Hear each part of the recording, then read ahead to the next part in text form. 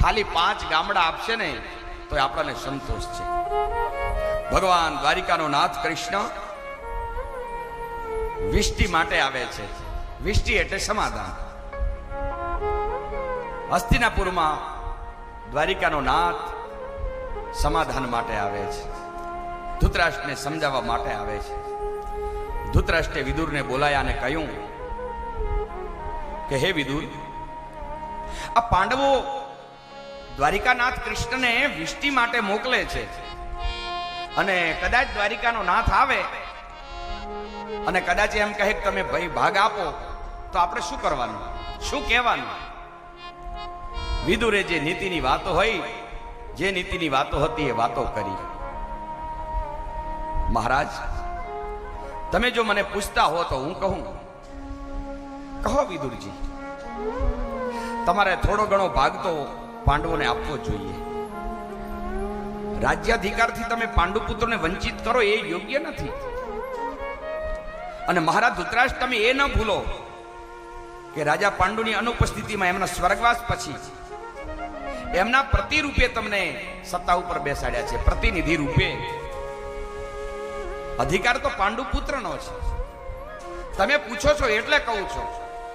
પાંડવો બળવાન છે, યુધિષ્ઠિર ધર્મરાજ છે, અર્જુન બાણાવળી છે, ભીમસેનની ગદા જગતમાં પ્રસિદ્ધ છે અને બીજું બધું તો ઠીક, પણ મહારાજ ધૃતરાષ્ટ્ર, કૃષ્ણ જેવો દ્વારિકાનો જો ભગવાન એ દ્વારિકાનાથનો અધિપતિનું જો પડખું હોય પાંડવોની સાથે, તો એ બળવાનની સાથે કોઈ દિવસ લડાય નહીં.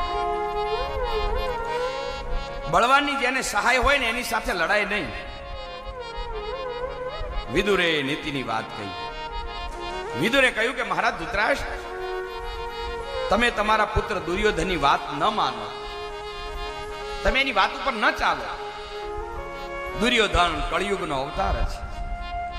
દુર્યોધનના રૂપમાં કળિયુગ તમારા ઘરમાં ઘૂસ્યો છે. એની વાત જો તમે માનશો ને તો આખો કુળનો નાશ થશે.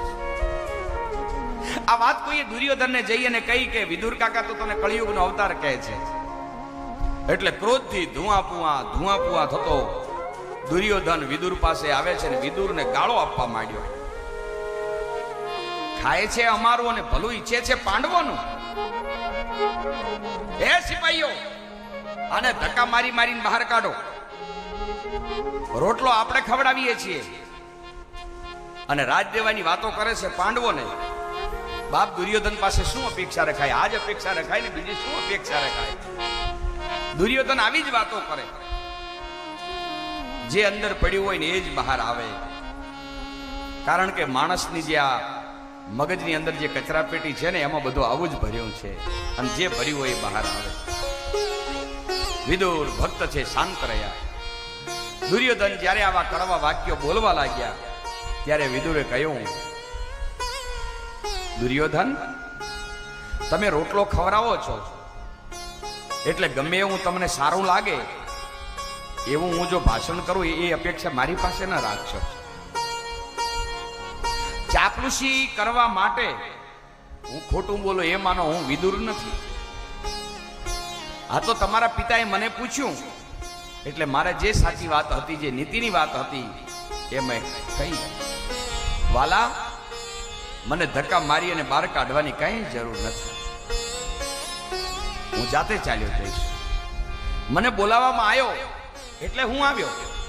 પણ જ્યાં માણસનું સન્માન ન થતું હોય ત્યાં પછી રહેવું ઉચિત નથી. હું જાતે જ ચાલ્યો જાઉં. સ્વયં ધનુર્ધારી નિધાય માયામ ગતવ્યથો યાદુરમ માનયા. પોતાના શસ્ત્રો દ્વાર ઉપર છોડી અને વિદુરથી ત્યાંથી ચાલી નીકળ્યા. શસ્ત્ર દરવાજે છોડી અને જગતને એમ બતાયું, કૌરવને એમ બતાયું, હે કૌરવો, તમે મારું આટલું મોટું અપમાન કર્યું છે એટલે તમે એમ ન માનશો કે હું હવે પાંડવોના પક્ષમાં જઈ અને ભળી જઈશ અને કુરુક્ષેત્રના મેદાનમાં હું તમારી સામે લડીશ.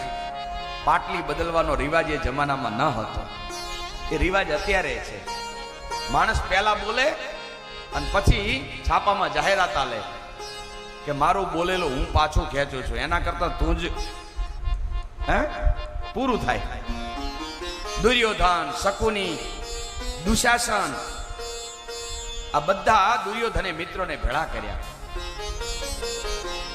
કૃષ્ણ વિષ્ટિ માટે આવે છે એટલે એકાએક મીટિંગ બોલાવી. અને આમે દુર્યોધન વિદુરજી ઉપર બહુ તપ્યો હતો ને એમાંય પાછો આ કૃષ્ણ વિષ્ટિ માટે આવે છે એ વાત એને બહુ પરેશાન કરે છે.